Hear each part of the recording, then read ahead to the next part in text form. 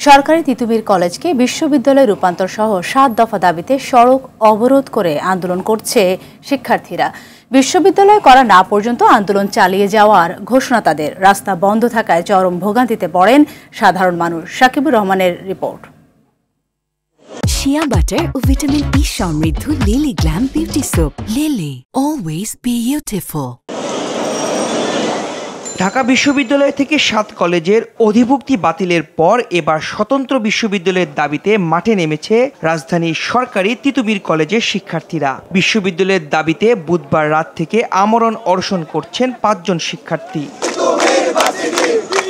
অনশন চলার সময় বার্ষিক ক্রীড়া প্রতিযোগিতা অনুষ্ঠিত হওয়ার প্রতিবাদে বৃহস্পতিবার সকালে সড়ক অবরোধ করেন শিক্ষার্থীরা। ২৮ বছর থেকে বলে আসতেছি যে তিতুমীর এককভাবে ইউনিভার্সিটি হবে। ঢাকা ভার্সিটির একটা ফ্যান কেন নষ্ট হলো, এটা নিয়ে তারা আন্দোলন করুক, আসিফ নাহিদ দৌড়ায় যাবে। সিঙ্গেল একটাই আমাদের ইউনিভার্সিটি হবে, সেটা হচ্ছে তিতুমীর ইউনিভার্সিটি। তিতুমীরকে বিশ্ববিদ্যালয় ঘোষণা ও অধ্যক্ষের পদত্যাগ দাবি করেন তারা।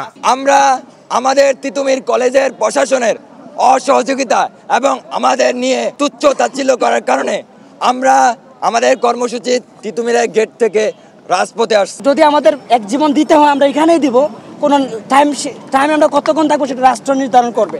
আন্দোলনের কারণে সড়কে যান চলাচল বন্ধ থাকায় সবচেয়ে ভোগান্তিতে পড়েন সাধারণ মানুষ।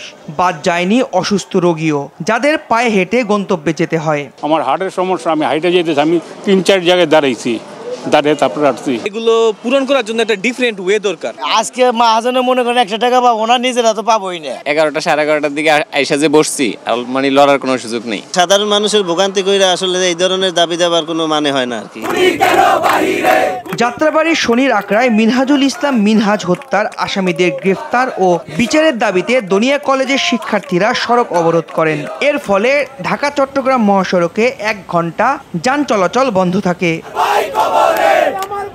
প্রশাসনের কর্মকর্তাদের আশ্বাসে পরে সড়ক ছেড়ে দেন শিক্ষার্থীরা। প্রত্যেকটা মামলাকে তদারক করে যত দ্রুত সময় সম্ভব। সাকিবুর রহমান, RTV, ঢাকা।